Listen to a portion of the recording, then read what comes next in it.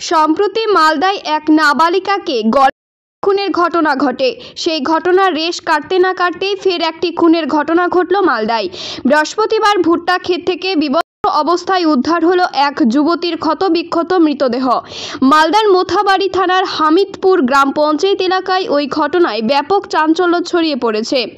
যুবতীকে করে খুন করা হয়েছে বলে পরিবারের সন্দেহ। জানা গিয়েছে 25 বছরের ওই যুবতীর নাম জল্পনা মণ্ডল। তার বাড়ি মোথাবাড়ি থানার শ্রীপুর কলোনি এলাকায়। সরস্বতী পুজোর দিন সবজি কাটতে হাসুয়া নিয়ে বাড়ি থেকে বেরিয়েছিল জল্পনা। এরপর বাড়ি না ফেরায় খোঁজাখুঁজি শুরু করে বাড়ির সদস্যরা। রাতভর খোঁজাখুঁজির পরও খোঁজ মেলেনি।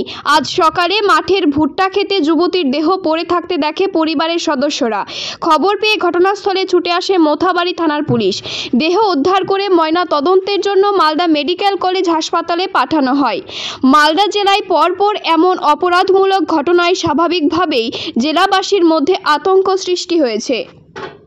ওখানে নাচার পরে ও আমার মেয়েটার সঙ্গে ওনাদের বাড়ি এলো।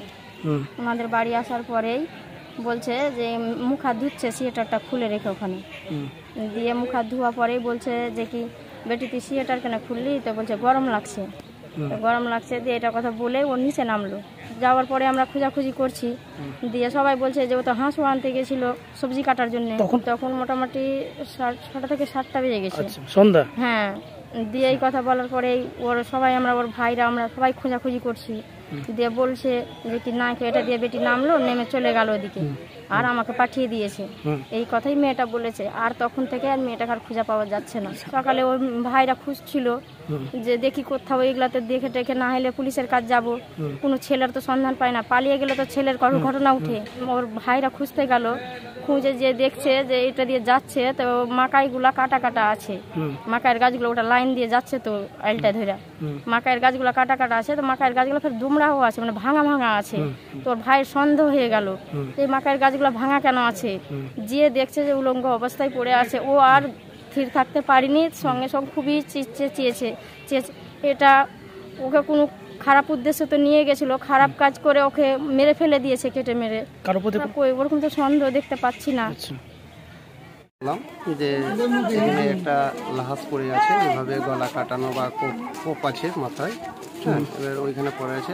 গেলাম আমরা সমাজের লোক, অনেক লোক গেলাম। তারপরে ওখানে বাড়ির লোক ওই যাদের লাহাস তারা বলছে এভাবে কালকে সন্ধ্যা 6টার দিকে লাচাকুদা করছিল ওই সরস্বতী পূজার উপলক্ষে। তারপরে আর ওখান থেকে খুঁজে পাই না। রাত্রে খুঁজতে খুঁজতে অনেক সারা রাতেই খুঁজেছে, পাইনি। সকালে মানে কেউ দেখেছে ওখানে মাঠে, দেখে খবর দিয়েছে। তখন গ্রামের লোক আমরা যে দেখলাম যে লাশটা পড়ে আছে। এবার মোথাবাড়ি থানা থেকে পুলিশ এসে পুলিশ তদন্ত করছে।